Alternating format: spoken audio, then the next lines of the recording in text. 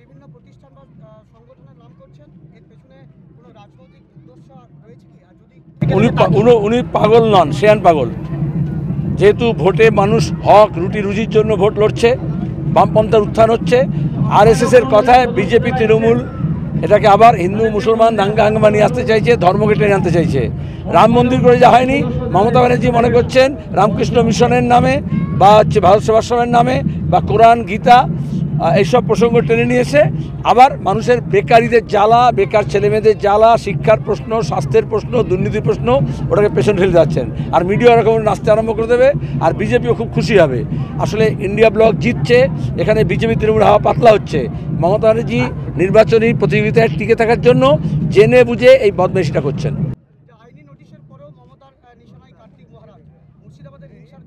এই কার্তিক মহারাজকে দিয়ে মমতা ব্যানার্জি অধীর চৌধুরীর বিরুদ্ধে ভোট করিয়েছেন শুভেন্দুর হয়ে।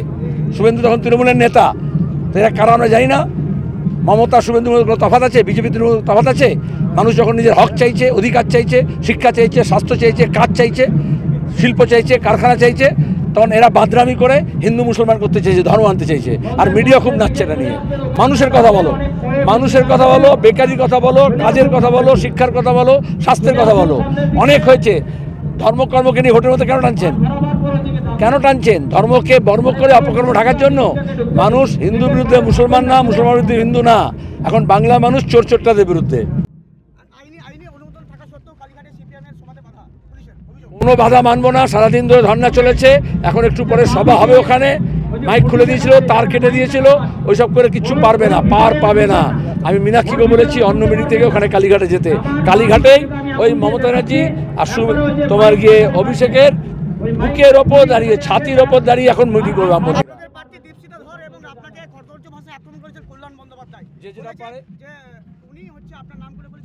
যে যেটা পারে। আমি তো খাতড়ায় বাঁকুড়ায় সকালে তোমার গিয়ে বেরিয়াতোড়ে, কালকে সন্ধ্যেবেলা গঙ্গা জলঘাটিতে, তার আগে ঝাড়গ্রামে আমাদের প্রার্থীদের হয়ে প্রচার করছি। কখনো দাঁড়িয়ে সোনামণি টুডুর জন্য ঝাড়গ্রামে, কখনো হচ্ছে শীতল চন্দ্র কৈবত্যের জন্য, আর এখন নীলাঞ্জন দাশগুপ্তের জন্য। আসলে মমতা ব্যানার্জি যেরকম সিপিএমের ভূত দেখছেন, কল্যাণ ব্যানার্জি এখন মোহাম্মদ সেলিমের দীপশিতার ভূত দেখছে। একটা বাচ্চা মেয়ে ওকে দৌড় করিয়েছে। এখন আর ওইসব নাটক চলবে না, মিথ্যাচার চলবে না। ওই মদ মাতলামি অন্য জায়গায় গিয়ে করবে। আমার নামে বলেছে, আমি মানহানি মামলাও করতে পারি, কিন্তু কেন করব? ও এইসব গালাগাল খারাপ কথা বলা মানে হচ্ছে ওদের বুকে জ্বালা ধরেছে, হারছে, এটা প্রমাণিত হয়েছে।